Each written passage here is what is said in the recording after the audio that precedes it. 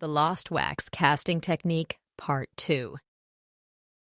In the first part of our story, we explored a Bronze Age village where craftsmen competed fiercely to create the most beautiful and intricate bronze objects. Arel, a young man from a family of skilled artisans, brought home a stunning bronze situla decorated with detailed motifs. His father, astonished by the craftsmanship, wanted to discover its origin. Their investigation revealed that many other exquisite objects had begun to appear in the village, all brought by a mysterious black cat. This cat, known for its extraordinary intelligence, would bring the objects at night and exchange them for food. Determined to uncover who made these objects and learn the technique behind them, Arel and his father set out to solve the mystery. Now, let's continue with the second part of our story. Arel and his father, eager to find out how the cat can be tracked, discuss the matter with the villagers. We've been thinking about how to follow the cat. Have any of you tried to track it? Oh, we've tried many ways. I once gave it lots of delicious food, hoping it would stay longer. It ate what it wanted, put the rest in its basket, and disappeared. I tried something different. I spread flour on the ground where the cat usually walks, thinking I could follow in its footsteps. But the cat walked through the hay, which is always damp with dew in the evening. The flour on its paws just vanished. I even tried to follow it with my dog. At first, the dog was able to keep up, but the cat eventually noticed us. It scratched the dog and then climbed up the trees. From there, it just walked along the branches and disappeared. Has anyone tried to pet the cat? We did, but it won't let anyone get close enough to touch it. It always stays just out of reach, watching us with those sharp eyes of hers. It seems this cat is more clever than we thought. We need to come up with a new plan. Following their discussion, Arel and his father decided to try their luck the next day. On their way home, they thought of various plans to track the cat and find the creator of the beautiful objects, but none seemed satisfactory. Once home, they prepared for the next day, gathering their travel clothes, food for themselves, and many treats to offer the cat in exchange for a bronze object. They would take any object from the cat, as long as it was made with the new technique they were so eager to learn. Arel, should I prepare a cup of milk for you to take with you for the cat? His mother asked. No, Mother. You know it's not good for them. This is an adult tomcat, and it might get an upset stomach from the milk. Instead, give me the largest situla, and I'll try to catch a live mouse by morning. I think the cat will definitely like that. And how do you plan to catch the mouse? I'll put some grain at the bottom of the situla, and when I see a mouse has entered, I'll cover it with something. Said and done, Arel indeed managed to catch a live mouse. It was early autumn, the time when wild apples, wild pears, plums, blackberries, raspberries, and hazelnuts were ripe. Arel's father put a generous amount of each into a sack. He knew that the cat didn't eat fruit, but would trade its wares for such fruits if they smelled good. The cat recognized them by their scent.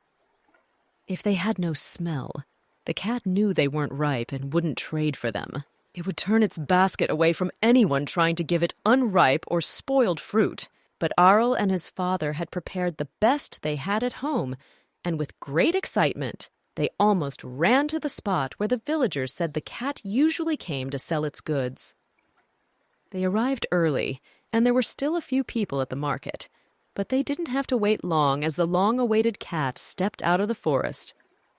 Strutting proudly, it was indeed fat but also very delicate, as only cats can be both at the same time. Its fur gleamed and it had yellow eyes. It wasn't in a hurry. It strolled a bit among the people, then sat directly in front of Arel and his father, as if it knew they had come specifically to meet it. Out of nervousness, afraid of startling the cat, Arel didn't move from his spot. He feared any sudden movement might scare it away. Instead, he had the idea to meow like a cat, and miraculously the cat responded. Arel meowed in a high-pitched voice, as he had learned from his young kitten at home, and the black cat responded in a deeper, tomcat voice.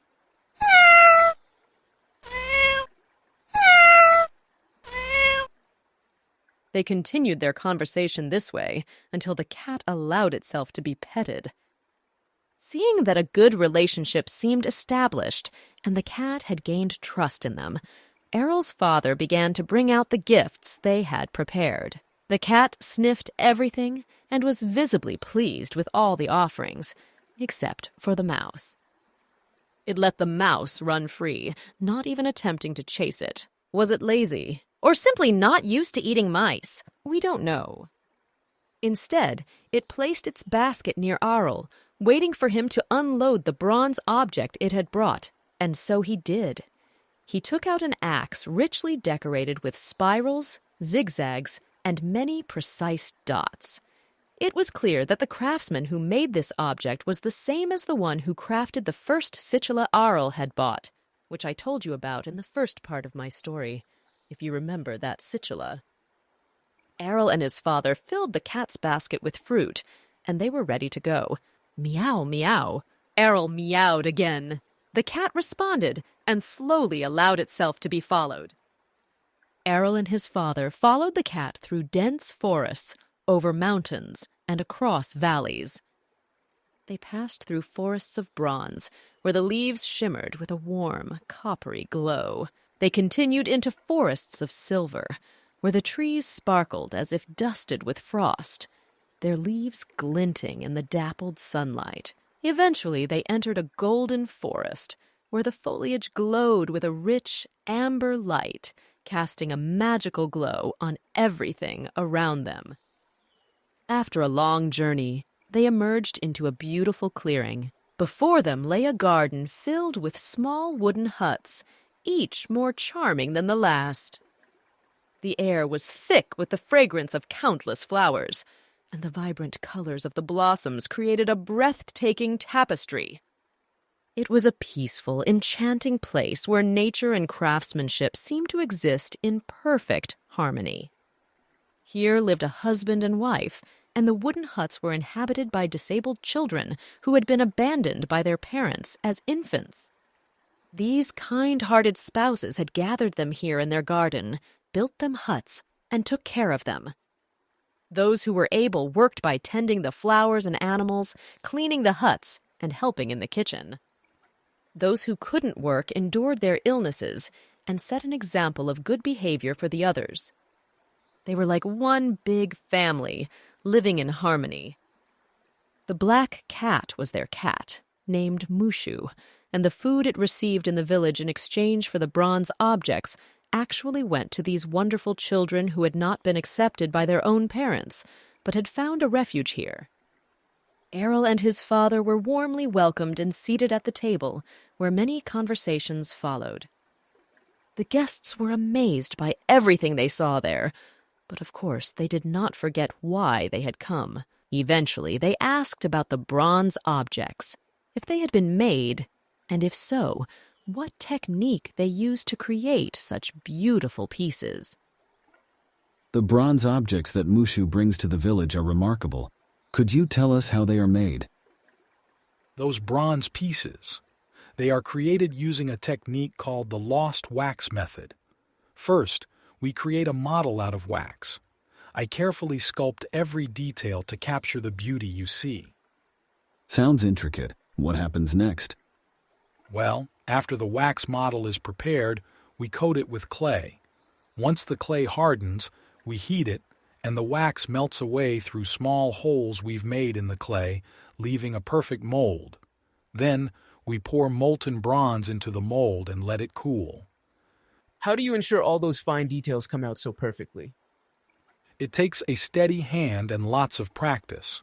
The skill lies in wax sculpting. Each piece is unique because the wax model is destroyed in the process. After the bronze cools and the clay mold is broken, the resulting object is then polished and finished to give it its final shine and highlight the details. It must be a skill passed down through generations. Indeed. My family has practiced this for generations. It's a tradition here in our village. Everything you see here is made right in our workshop. Mushu simply helps us share them with the world. Thank you for sharing this with us. We would love to learn more about your craft. My pleasure. Tomorrow, I'll show you some examples and, if you'd like, even give you a hands-on demonstration. That would be fantastic.